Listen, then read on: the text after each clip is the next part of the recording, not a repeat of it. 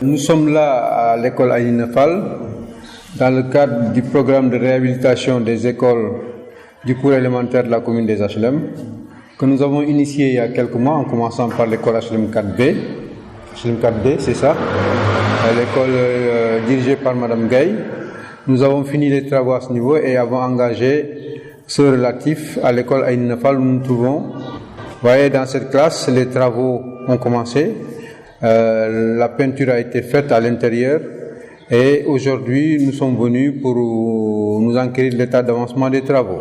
Qu'est-ce qui a poussé le déclic à vouloir réfectionner les écoles de la commune? Ça s'inscrit dans le cadre de notre engagement principal de servir la commune sur tous les segments de la vie au niveau de cette cité qui est la nôtre.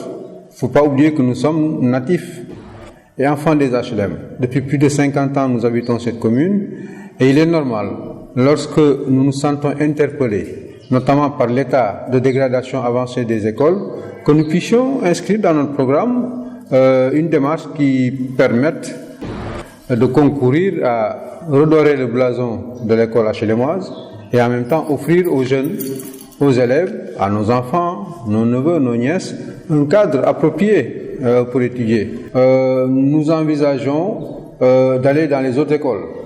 On est aujourd'hui à l'école Aïna Fall.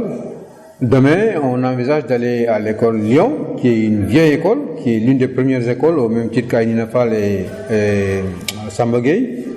Après Lyon, nous comptons aller à l'école Samba Gueye. Nous n'attendons en cela personne.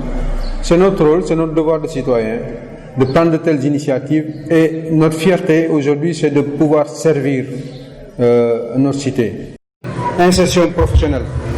Loolu nag dañ koy préparer et le meilleur moyen c'est le programme de capacitation bi nga xam ne Pasteur tëral na ko mu mel na que dañu bokk même xalaat ci yéene bi ak ci ni ñu koy defee mel na que ku nekk rek buy dee sa contribution à apporter des réponses à ces préoccupations des populations suba mën nañu am yaakaar ne HLM chômage dina fi wàññeeku drogue dina fi wàññeeku ndóol dina fi wàññeeku jaaxle dina fi wàññeeku ci famille yi donc mel na que occasion la tam pour dellu tàllal suñu loxo waa HLM bokkuma ci benn parti politique sama parti politique mooy HLM et que donc parti boobu ñu bokk ñu tuddee ko HLM dañu war a transcender tout ce qui est considération partisane fexe ba waa HLM yëg seen bopp ci li ñuy liggéey ñun ñëpp.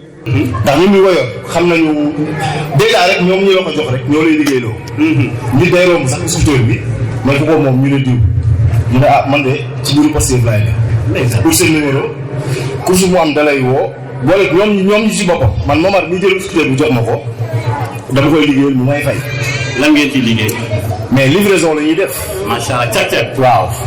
C'est un immense honneur pour nous tous et aussi pour moi personnellement de recevoir cette gratification. Nous savons tous pertinemment qu'en comptabilité, rien n'est gratuit. Alors que nous venons de recevoir de notre cher formateur, M. Adandao, à travers ces différents modules qui sont SARI Compta, SARI Gestion commerciale, SARI Immobilisation, SARI Paie et État financier, qui coûtent des centaines de mille dans le marché, les outils de gestion et les documents les plus importants pour qu'un comptable soit complet et aussi performant. Et la finalité de l'enseignement professionnel, surtout en matière de gestion, c'est ça. Nous, récipiendaires, ils ne m'ont pas aimé faire. La quasi-totalité d'un an, j'ai fait des entretiens, etc. Mais à chaque fois, on me demande est-ce que tu sais manipuler le salaire. Nous, les deux, nous n'avons que cet emploi comme ça. Nous, nous savons. Nous avons mais nous avons savoir-faire, nous avons khalat. On n'a pas fait un truc sélectif. APR, nous ici, formation. Le parti de Idrissa Seck, nous ici. Même lors de la formation en infographie, vous ne m'avez qui partait le boc, qui APR le boc. et cetera. dëgg la. xam nga ak période Covid 19 bi nii donc normalement on parle de ñun ñoo ko waroon jënd par rapport ak recettes yi ñu am mais temps yii recettes yi c'est-à-dire les recettes ne suivent pas donc mënuñu sax gérer suñu les besoins de santé donc mu toog nag période tàngaay ñu bëri ventilo yu bëri yu paan donc moment bii Cheikh ñëwee nii vraiment c'est le meilleur moment.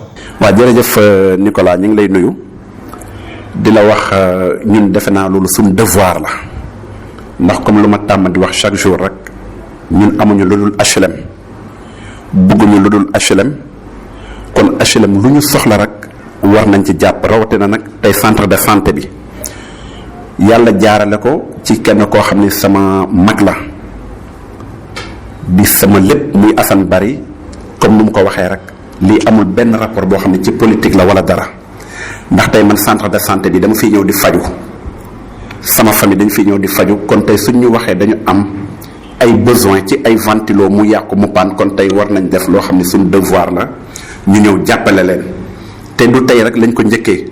tey ngeen organisé woon don de sang ndax la population a répondu favorablement. waaw alhamdulilah ñu sant yàlla parce que vraiment attente bi ñu doon am bu xaar gis nañu quoi macha allah gars yi ñoo leen ci yàlla.